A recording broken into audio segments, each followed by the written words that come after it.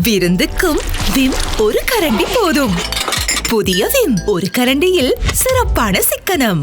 இனப்பிரச்சனைக்கு தீர்வாக உரையாற்றப்பட்ட சகல வடிவிலான தீர்வு முயற்சிகளை நாங்கள் நிராகரிக்கிறோம். குறிப்பாக 13ஆம் திருத்தச் சட்டத்தை நிராகரிக்கிறோம். 2017 செப்டம்பர் 21 ரணில் வைத்திய அரசாங்கத்தினால் கொண்டு வரப்பட்ட வரைவானது புதிய அரசியல் காப்பு வரைவு ஒட்டியாட்சி வரைவு அதனையும் நாங்கள் நிராகரிக்கிறோம். கொலைகள் சித்திரவதைகளை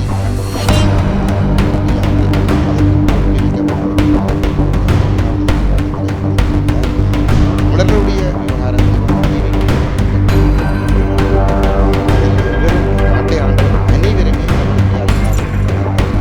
வவுனியா நகரிலிருந்து 18 கிலோமீட்டர் தொலைவில் அமைந்திருக்கின்ற 5 ஏக்கர் 9 பரப்பு நிலப்பரப்பை கொண்ட இந்த மாபெரும் காணி விற்பனைக்குள்ளது. அனைவருக்கும் வணக்கம்.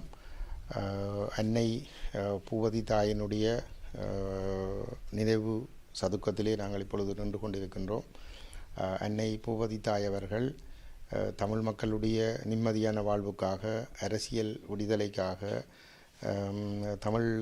தமிழர்களுடைய தேசம் அங்கீகரிக்கப்பட்ட ஒரு தீர்வு எட்டப்பட வேண்டும் என்பதற்காக 37 ஆண்டுகளுக்கு முன்னர் உண்ணா நோன்பிருந்து தன்னுடைய உயிரை தியாகம் செய்த ஒரு உயர்ந்த உன்னதமான ஒரு தாய். அவருடைய 37வது வருடத்தின் 9வது நாள் நினைவேந்தல் நிகழ்விலே நாங்கள் கலந்து கொண்டிருக்கின்றோம். 37 வருடங்களுக்கு முன்னர், 38 வருடங்களுக்கு முன்னர் இந்த தீவிலே தமிழ் மக்களுக்கு ஒரு நிம்மதியான தீர்வை பெற்று தருகிறோம் என்று கூறி இந்திய படைகள் கால் வைத்தது. இந்திய அரசு தமிழ் மக்களுடைய பேராலே ஒரு ஒப்பந்தம் ஒன்றை இலங்கை அரசோடு செய்து கொண்டது. இலங்கை இந்திய ஒப்பந்தம் என்று அதற்கு பெயர் வைக்கப்பட்டது. அந்த ஒப்பந்தத்தை நடைமுறைப்படுத்துவதற்காக என்று கூறி தமிழ் மக்களுக்கு தமிழர்களுடைய சுயநிர்ணய உரிமை, இறைமை அங்கீகரிக்கப்பட்ட அடிப்படையிலே ஒரு சமஷ்டி தீர்வை பெற்றுத்தருகிறோம் என்று கூறி இந்த மண்ணிலே காலடி எடுத்து வைத்த இந்திய படைகள் இங்கு வந்த பிற்பாடு அவர்களுடைய நலன்கள் சார்ந்த விடயங்கள் அங்கீகரிக்கப்பட்ட நிலைமையிலே, அதாவது இலங்கை அரசுக்கும் இந்தியாவுக்கும் இடையிலான ஒப்பந்தத்தின் மூலமாக இந்தியாவினுடைய தேசிய பாதுகாப்பு நலன்கள் உறுதிப்படுத்தப்பட்ட நிலையிலே இந்தியா தமிழர்களை முற்றாக கைவிட்டு தமிழர்களை ஒட்டியாட்சிக்குள் ஜிஆர் தருகின்ற தீர்வை ஏற்றுக்கொள்ள வேண்டும் என்கின்ற ஒரு நிலைப்பாட்டை எடுத்த பொழுது அதை ஏற்றுக்கொள்ள முடியாதென்று தமிழர்கள் தொடர்ந்தும் தமிழர்களுடைய சுயநிர்ணய உரிமைக்காக உறுதியாக நின்ற தருணத்திலே இந்திய படைகளே எங்களுக்கு எதிராக ஒரு யுத்தத்தை ஆரம்பித்தார்கள். தமிழீழ விடுதலை புலிகளை அழித்தொழிப்பதற்கான ஒரு யுத்தத்தை ஆரம்பித்திருந்தார்கள். அப்பொழுது தமிழ் இளைஞர்கள், யுவதிகள் வகை தொகையின்றி கைது செய்யப்பட்டு, சித்திரவதை செய்யப்பட்டு, கொலை செய்யப்படுவதும், தமிழர்கள் இந்திய இராணுவத்தினால் படுகொலை செய்யப்படுகின்ற சம்பவங்களும் தீவிரமாக நடைபெற்று கொண்டிருந்தது. அந்த சந்தர்ப்பத்திலே மட்டக்களப்பு மண்ணைச் சேர்ந்த எங்களுடைய அன்னை, கிரானை சொந்த இடமாக கொண்ட அன்னை பூவதி அம்மா அவர்கள், அப்பொழுது அந்நேர் முன்னணி என்ற அமைப்பினுடைய மிக தீவிரமான செயற்பாட்டாளர்களில் ஒருவராக இருந்த அன்னை பூவதி அம்மா அவர்கள் அந்த யுத்த நிறுத்தத்தை வலியுறுத்தி இந்திய படைகள் யுத்தத்தை நிறுத்தி இந்த கொலைகளை எல்லாம் நிறுத்தி உடனடியாக விடுதலை புலிகளோடு பேசி தமிழ் மக்களுக்கான தீர்வை பெற்றுக் கொடுக்க வேண்டும் என்ற கோரிக்கையோடு மாமாங்க பிள்ளையார் கோயில் முன்றலிலே ஒரு உண்ணாவிரத போராட்டத்தை ஆரம்பித்திருந்தார். அவர் பல பிள்ளைகளுக்கு தாயாக இருந்த பொழுதும் இந்த ஒட்டுமொத்த தேசத்தையும் அவர் தன்னுடைய உயிராக நேசித்து தேசத்தினுடைய பிள்ளைகள் எல்லாரையும் தன்னுடைய பிள்ளைகளாக நேசித்த ஒரு தாய். இந்த கொலைகள், சித்திரவதைகளை கண்டுகொள்ள முடியாமல், தாங்கிக் கொள்ள முடியாமல் அதற்கு முற்றுப்புள்ளி வைக்க வேண்டும் என்கின்ற நோக்கத்தோடு அந்த உண்ணாவிரத போராட்டத்திலே குதித்திருந்தார். 88ஆம் ஆண்டு பங்குனி மாதம் 19ஆம் தேதி அவர் அந்த உண்ணாநிலை போராட்டத்தை ஆரம்பித்து ஏப்ரல் மாதம் 19ஆம் தேதி வரையான 31 நாட்கள் உணவெதுவும் அருந்தாமல் தண்ணீரை மட்டும் குடித்தவாறு அந்த உண்ணாவிரத போராட்டத்தை நடத்தி கொண்டிருந்தார். அணுவணுவாக அவர் தன்னை வருத்தி இந்த தேசத்து மக்கள் நிம்மதியாக வாழ வேண்டும் என்பதற்காக அந்த உண்ணாவிரத போராட்டத்தை நடத்திய பொழுதும் இந்திய படைகள், இந்திய அரசு அதனை கண்டுகொள்ளவில்லை. சரி, இந்திய அரசு அயல் நாடு, இலங்கை அரசு கூட அந்த அன்னையினுடைய உயிரை பாதுகாப்பதற்கு எந்த விதமான நடவடிக்கையும் எடுக்கவில்லை. இரண்டு அரசுகளும் கூட்டாக கூட்டாக சேர்ந்து தமிழர்களுடைய கோரிக்கைகளை புறக்கணித்ததனுடைய விளைவாக 31வது நாள் அன்னையினுடைய உயிர் பிரிந்தது. அவர் பிரிந்து இன்று 37 வருடங்கள் ஆகிவிட்டது. 9வது நாளிலே நாங்கள் நின்று கொண்டிருக்கின்றோம்.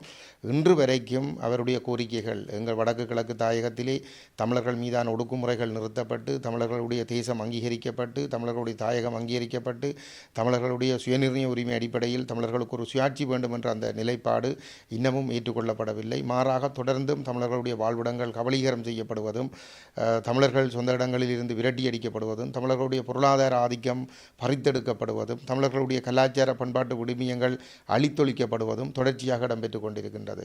தமிழர்களுடைய கல்வி வாய்ப்புகள் மறுக்கப்பட்டு, தமிழ் சமூகத்தை முற்றாக சீரழிக்கின்ற நோக்கத்தோடு போதைப் பொருளுக்கு சமூகத்தை அடிமையாக்கி வன்முறை வாழ்வெட்டு கலாச்சாரங்களுக்குள் தள்ளி எங்களுடைய சமூகத்தை முழுமையாக கரைத்தொழிக்கின்ற செயல்பாடுகள் தான் தீவிரமடைந்து கொண்டிருக்கின்றது. இந்த நிலையிலே நாங்கள் இந்த அன்னையினுடைய அந்த தியாகங்களை நினைவு கூர்வதன் மூலம் அந்த அன்னை எங்களுடைய தேசத்திற்காக செய்த தியாகத்திற்கு நன்றியை தெரிவிக்கின்ற அதே நேரத்திலே அந்த அன்னையினுடைய லட்சியம் நிறைவேற வேண்டுமாக இருந்தால் அந்த லட்சிய பாதையிலே நாங்கள் உறுதியாக பயணிக்க வேண்டும். அந்த வகையிலே நாங்கள் அந்த அன்னையினுடைய லட்சியத்தை முன்கொண்டு செல்லுவோம். ஒருபொழுதும் நாங்கள் அதனை விட்டுக் கொடுக்க மாட்டோம் என்பதனை இந்த இடத்திலே நாங்கள் உறுதிப்பட கூறிக்கொள்ளுகிறோம். அந்த வகையில் அன்னையினுடைய லட்சியங்கள் நிறைவேற வேண்டுமாக இருந்தால் எங்கள் மீது நடைபெற்ற இனப்படுகொலைக்கு ஒரு சர்வதேச குற்றவியல் விசாரணை நடத்தப்பட வேண்டும் என்பதுடன் இனப்பிரச்சினைக்கு தீர்வாக ஒற்றையாட்சிக்குட்பட்ட சகல வடிவிலான தீர்வு முயற்சிகளை நாங்கள் நிராகரிக்கிறோம். குறிப்பாக 13ஆம் திருத்தச் சட்டத்தை நிராகரிக்கிறோம். 2017 செப்டம்பர் 21ஆம் தேதி ரணில் மைத்திரி அரசாங்கத்தினால் கொண்டு வரப்பட்ட வரைவானது புதிய அரசியல் ஜாப்பு வரைவு, ஒரு ஒற்றையாட்சி வரைவு, அதனையும் நாங்கள் நிராகரிக்கிறோம். அதே நேரத்திலே 1951ஆம் ஆண்டு தமிழரசு கட்சி திருவண்ணாமலை மாநாட்டில் நிறைவேற்றிய தீர்மானங்களின் அடிப்படையில் தமிழர்களுடைய தேசம், இறைமை, சுயநிர்ணய உரிமை அங்கீகரிக்கப்பட்ட அடிப்படையிலான சமஷ்டி என்ற அடிப்படையிலான அரசியல் தீர்வுக்காக நாங்கள் தொடர்ந்தும் செயலாற்றுவோம். அந்த அடிப்படையிலான ஒரு வரைவொன்று தமிழ் மக்கள் பேரவையினால் 2016ஆம் ஆண்டு ஏப்ரல் 10ஆம் தேதி வெளியிடப்பட்டிருந்தது. அந்த தீர்வை அடைவதற்காக நாங்கள் அர்ப்பணிப்போடு நேர்மையாக நாங்கள் பயணிப்போம் என்பதனையும் இந்த இடத்திலே நாங்கள் உறுதிபட தெரிவித்துக் கொள்கின்றோம். அதன் மூலமாக மாத்திரம்தான் இந்த தென் தமிழீழ தேசமாக இருக்கலாம் அல்லது வட தமிழீழ தேசமாக இருக்கலாம் எங்களுடைய மக்களின் ஏழ்மையை போக்கி, அவர்களுடைய காணி உரித்துக்களை உறுதிப்படுத்தி, அவர்களுடைய பொருளாதாரத்தை மேம்படுத்தி, அவர்களுடைய கல்வியை மேம்படுத்தி, அவர்களுடைய சகல எதிர்பார்ப்புகளை நிறைவு செய்து பாதுகாப்பாக கௌரவமாக வாழக்கூடிய ஒரு சூழலை நாங்கள் உருவாக்கி கொள்ள முடியும். அதற்காக நாங்கள் எல்லோரும் ஒன்றுபட்டு அரசியல் பேதங்களை கடந்து இந்த லட்சியத்திற்காக நாங்கள் எல்லோரும் ஒன்றுபட்டு செயல்பட வேண்டும் என்று இந்த இடத்திலே கேட்டுக்கொள்கின்றோம். இந்த பட்டளந்த விடயம் என்பது முற்றுமுழுதாக சிங்கள இளைஞர்கள் யுவதிகளுக்கு எதிராக நடைபெற்ற ஒரு சம்பவம். அதனை அப்பொழுது ஆட்சியில் இருந்த ஐக்கிய தேசிய கட்சி அரசாங்கத்தின் காலப்பகுதியிலே ரணில் விக்ரமசிங்க அமைச்சராக இருந்த பொழுது அந்த படுகொலையோடு அவருக்கு சம்பந்தம் இருப்பதான அந்த குற்றச்சாட்டுகள் அந்த ஆணைக்குழு மூலமாக வெளிப்படுத்தப்பட்டிருக்கின்றது. அந்த பட்டளந்த சம்பவத்திலே பாதிக்கப்பட்டவர்கள் 90% ஜேவிபி உறுப்பினர்கள் அல்லது ஆதரவாளர்களாகவே இருக்கிறார்கள். அவ்வாறான நிலைமையில் ஜேவிபியினர் இன்று ஆட்சி பீடமேறி இருக்கின்ற நிலைமையிலே அந்த சம்பவங்களுக்கு அவர்கள் தங்களுக்கு இருக்கக்கூடிய தங்களுடைய அரச கட்டமைப்பின் ஊடாக நீதி பெற்றுக் கொடுக்கக்கூடிய ஒரு வாய்ப்பு இருக்கிறது. அவர்கள் நேர்மையாக செயல்பட்டார்களாக இருந்தால் நிச்சயமாக அந்த அந்த நடைபெற்ற அந்த அநீதிகளுக்கு நீதி கொடுக்கப்பட வேண்டும். அதில் எந்த விதமான மாற்று கருத்துக்களும் இல்லை.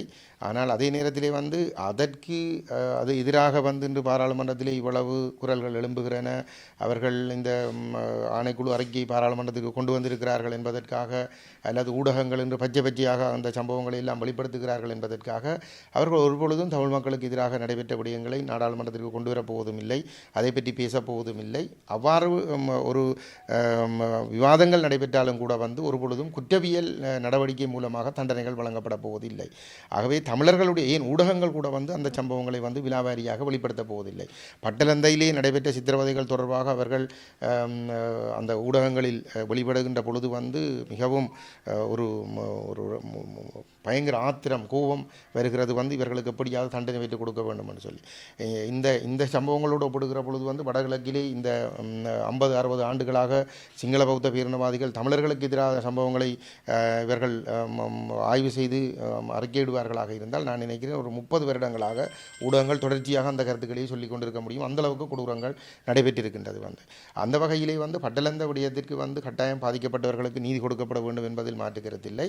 ஆனால் தமிழர்களை பொறுத்தவரையிலே எங்களுடைய விவகாரத்தில் ஒரு சர்வதேச குற்றவியல் விசாரணை மூலமாக நீதிமன்றத்தினூடாக அல்லது சர்வதேச நீதிமன்றத்தினூடாக மாத்திரம்தான் நீதி பெற்றுக்கொள்ள முடியும். ஏனென்று சொல்லி சொன்னால் தமிழர்களுடைய விவகாரத்திலே வந்து ஜேவிபியினரும் யுத்த குற்றவாளிகள், இனப்படுகொலையாளிகள் தான். அதில் எவரும் நாட்டை ஆண்டவர்கள் அனைவருமே இனப்படுகொலையாளிகளாக இருக்கின்ற காரணத்தினால் இராணுவ தரப்பில் இருந்த அனைத்து இராணுவ தளபதிகளுமே வந்து அந்த யுத்த குற்றங்களுக்கு சம்பந்தப்பட்ட இனப்படுகொலைக்கு சம்பந்தப்பட்டவர்களாக இருக்கின்ற காரணத்தினால் தமிழர்களுக்கு எதிரான இந்த விடயத்திலே வந்து ஒருபொழுதும் உள்ளக பொறிமுறை மூலம் நீதி கிடைக்காது. எங்களுக்கு ஒரு சர்வதேச குற்றவியல் நீதிமன்ற பொறிமுறை ஊடாக மாத்திரம்தான் நீதி கிடைக்கும் என்பது எங்களுடைய கருத்து. இன்றைக்கு கர்ணா உட்பட இராணுவ தளபதிகளுக்கு 2 தடை நேரத்தில் கிழக்கில் ஒரு கூட்டமைப்பு உருவாக்கப்பட்டு இந்த கூட்டமைப்பு நீங்கள் எப்படி இந்த 4 பேருக்கும் எதிராக பிரித்தானியா தடை விதித்திருக்கின்றது. அதனை நாங்கள் வரவேற்கின்றோம். ஆனால் அதே நேரத்திலே வந்து நாங்கள் இந்த பிரித்தானிய அரசிடம் கேட்டுக்கொள்ள விரும்புகிற விடயம் என்னவென்று சொல்லி சொன்னால், பிரித்தானியா அவர்கள் அங்கே வருகிற பொழுது தான் நடவடிக்கை எடுக்கலாம். அவர்கள் அங்கே செல்ல வேண்டும் என்ற தேவை இல்லாவிட்டால் அவர்கள் இங்கே இருந்து கொள்வார்கள். ஆகவே அவர்களுடைய இந்த தீர்மானத்தை நாங்கள் வரவேற்கின்ற அதே நேரத்திலே நாங்கள் பிரித்தானிய அரசிடம் வேண்டிக் கொள்கின்ற விடயம் என்னவென்று சொல்லி சொன்னால், பிரித்தானியாவுக்கு ஒரு பாரிய பொறுப்பு இருக்கிறது. வந்து 1796ஆம் ஆண்டு இந்த மண்ணிலே காலடி எடுத்து வைத்து எங்களிடம் இருந்த தனியாட்சியை அவர்கள் தாங்கள் கைப்பற்றி 48ஆம் ஆண்டு வரை ஆட்சி செய்துவிட்டு எங்களுடைய இறமை சுயநிர்ணய உரிமை அடிப்படையில் எங்களுடைய சுயாட்சி அதிகாரத்தை எங்களிடம் மீண்டும் ஒப்படைக்காமல் சிங்கள ஆட்சியாளர்களிடம் கையெழுத்து விட்டு சென்றதனுடைய விளைவாக நாங்கள் 76 வருடங்களாக அடிமைகளாக இருக்கிறோம். அதனால் தான் இந்த படுகொலைகளையும் நாங்கள் சந்திக்க நேர்ந்திருக்கிறது. ஆகவே பிரித்தானியாவுக்கு ஒரு பொறுப்பு இருக்கிறது. எங்களுடைய தேசத்தின் இறமையை மீண்டும் எங்களிடம் பெற்றுத்தர வேண்டிய பொறுப்பு அவர்களுக்கு இருக்கிறது. அந்த வகையிலே வந்து அவர்கள் தங்களுடைய கடமையை நிறைவேற்ற வேண்டும். இந்த படுகொலைகள் தொடர்பாக அவர்கள் வருகிற பொழுது பயணத்தடை விதித்துவிட்டு காத்து இருக்கின்ற அதை ஒருபுறம் அவர்கள் செய்து கொள்ளட்டும். மறுபுறத்திலே பிரித்தானியா நேரடியாக சர்வதேச நீதிமன்றத்திற்கு இலங்கையை கொண்டு சென்று எங்களுக்கு எதிராக இலங்கை அரசு இழைத்த குற்றங்களுக்கு, இனப்படுகொலை குற்றங்கள், மனித குலத்துக்கு எதிரான குற்றங்களுக்கு எதிராக வந்து அவர்கள் வழக்கு தொடர வேண்டும் என்று நாங்கள் இந்த இடத்திலே கேட்டுக்கொள்கிறோம். இவர்கள் இந்த 4 பேர் உட்பட இந்த கொலையிலே சம்பந்தப்பட்ட சகலரும் தூக்கிலிடப்பட வேண்டும் என்பது எங்களுடைய கருத்து.